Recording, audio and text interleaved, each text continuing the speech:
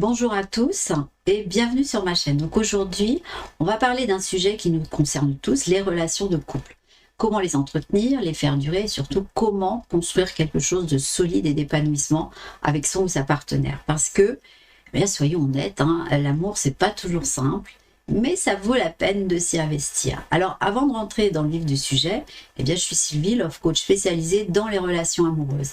Et si c'est la première fois que vous passez par ici, n'hésitez pas à mettre un petit pouce, à vous abonner et à activer la cloche pour ne rien manquer de mes prochaines vidéos où on y parle d'amour, de couple et puis de tout ce qui peut vous aider à construire une belle relation.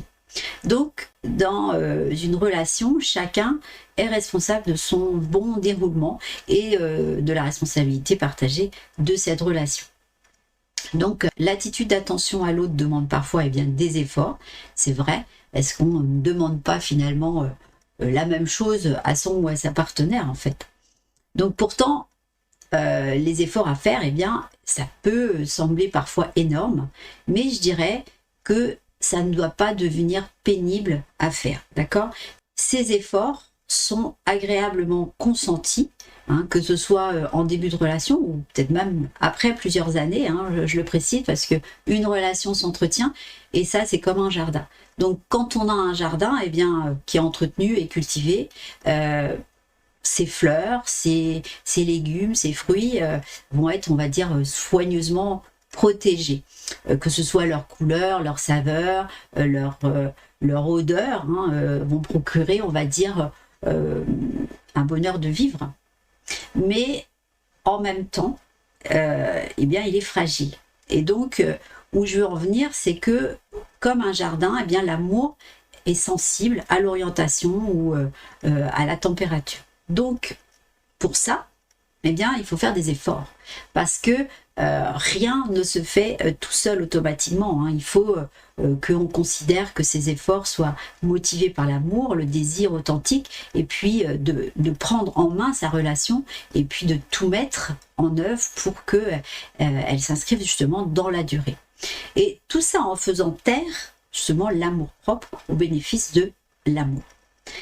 Et pour y parvenir, il y a des solutions. Après, c'est vrai que les grands gestes romantiques, ça vole souvent la vedette. Mais ce sont les actions qui seront quotidiennes, qui vont construire et maintenir la confiance et l'intimité émotionnelle dans le couple. Et donc, que ce soit peut-être un café préparé le matin, un message dans la journée, un compliment inattendu, ce sont ces petites attentions qui seront répétées dans le temps et qui vont nourrir la relation bien plus que de grands gestes qui seront ponctuels. Une personne qui est à l'écoute va remarquer quand vous êtes stressé. Et à ce moment-là, cette personne offrira sûrement des réponses appropriées, comme du réconfort ou pourquoi pas des encouragements. Et puis, connaître les attentes aussi de son ou sa partenaire, c'est un facteur qui est fondamental. Donc c'est important d'en parler, d'échanger sur ces attentes mutuelles régulièrement, parce que chacun exprime et reçoit l'amour différemment. Et donc, pour certains, ça va être des mots valorisants, et puis pour d'autres, ça va être peut-être des moments de qualité, des cadeaux, des services rendus, peut-être même le contact physique, d'accord? Tout ça peut vraiment faire la différence. Savoir ce que l'autre désire, c'est indispensable pour maintenir une relation. Il faut bien évidemment de la générosité, du respect, de l'amour, qui procure l'intérêt pour l'autre, mais aussi l'énergie qui sera nécessaire pour faire ces efforts. Donc, avec franchise et honnêteté, on a tout à gagner à échanger sur ce qu'on ressent, sur ses bonheurs, ses déceptions, sur ses joies, mais aussi sur ses frustrations. Si vous laissez aller sans intervenir, la relation risque de parvenir rapidement à sa fin. Et malheureusement, au détriment en tout cas de l'amour et puis des espoirs. Donc, parler, échanger, on va dire, représente un effort, un de plus, mais il vaut vraiment la peine puisque c'est la relation qui est en jeu. Trop souvent, les partenaires d'un couple évitent de se parler de ce qui leur déplaît, de ce qui ne leur convient pas, de ce qui les frustre aussi, et tout ça par peur justement de la fin de la relation. Alors, ils se taisent, Et ce risque, c'est que la relation, elle ne résistera pas à ce silence. Donc, ils font exactement le contraire de ce qu'ils devraient faire. Parce que pour éviter que le lien d'amour ne s'effiloche, il faut, par respect déjà de soi et de l'autre, agir en tant que personne responsable. Puisque, comme je le disais tout à l'heure, toute responsabilité de la relation appartient à mesure égale aux deux partenaires. Mais ce n'est pas une raison pour attendre que l'autre parle pour s'exprimer à son tour, non. Quand il y a quelque chose qui ne va pas, il est de sa responsabilité de prendre conscience, de décider d'en parler, d'échanger sur justement cette difficulté.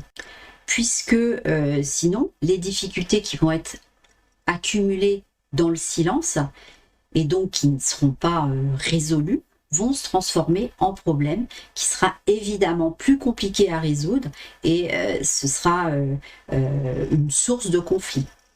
Parce que les conflits, c'est pas toujours négatif. Non, ça peut être des opportunités justement de mieux comprendre son ou sa partenaire. Mais à condition d'apprendre à les gérer avec respect, mais aussi avec calme.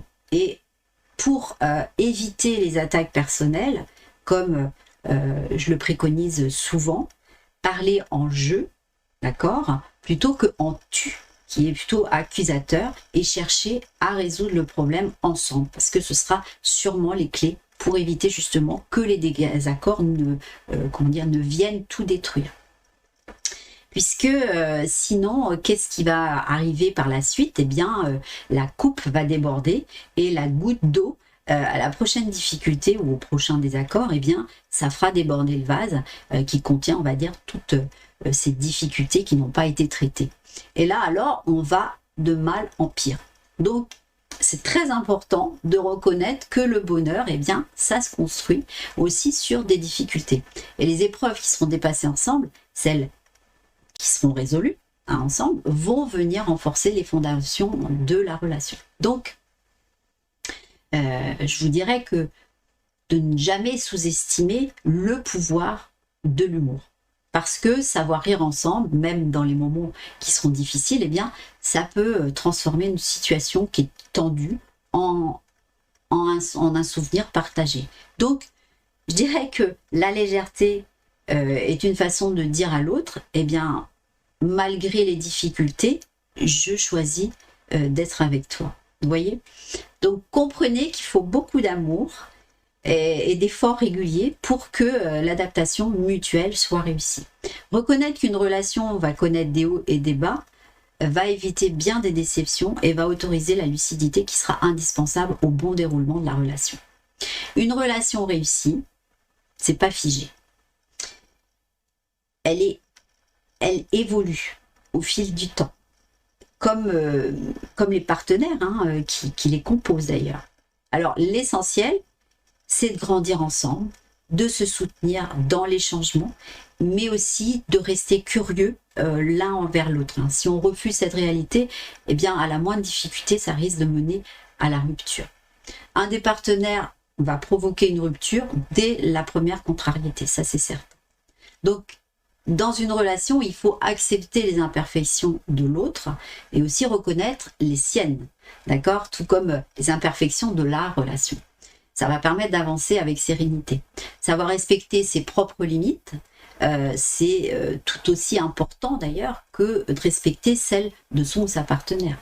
Une relation saine ne doit jamais être, on va dire, au détriment de votre bien-être ou de vos valeurs personnelles. C'est un équilibre entre donner et recevoir, puisque aucune relation n'est, on va dire, jamais parfaite, d'accord? C'est-à-dire conforme à ses rêves, des rêves qui sont souvent, on va dire, fondés sur des illusions qui sont puisées soit dans les contes de fées, mais aussi dans les mauvais romans, ou alors peut-être même dans les chansonnettes qu'on entend.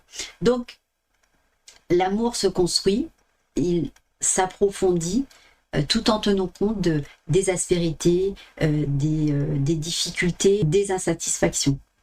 Rester naturel aussi.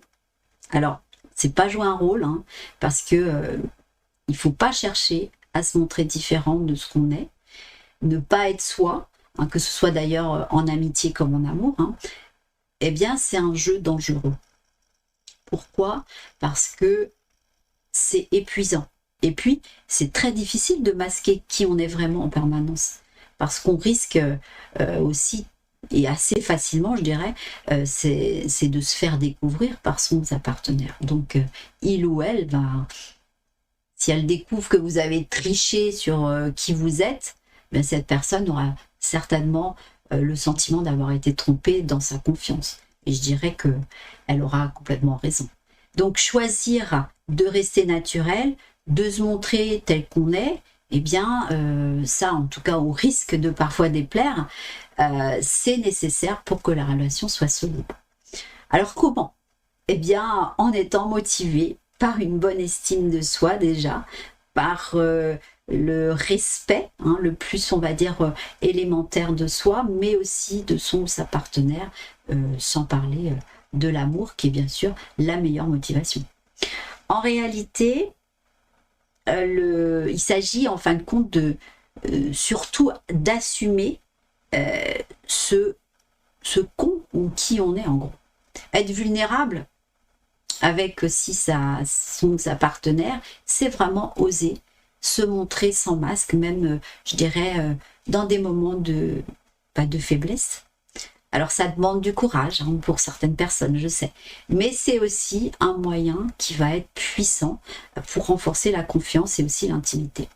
Parce qu'après tout, une relation où on peut être authentiquement soi-même, sans peur d'être, on va dire, jugé, eh bien, je dirais que c'est une relation qui a toutes les chances de durer. Donc rappelez-vous que l'amour, c'est un choix quotidien, hein. C'est l'envie chaque jour de construire quelque chose de beau avec l'autre, malgré les défis et puis les imperfections. Et ce choix en vaut toujours la peine. Voilà, c'est la fin de notre discussion. N'oubliez pas de mettre un petit pouce, partagez la vidéo. Prenez soin de vous et je vous dis à très bientôt.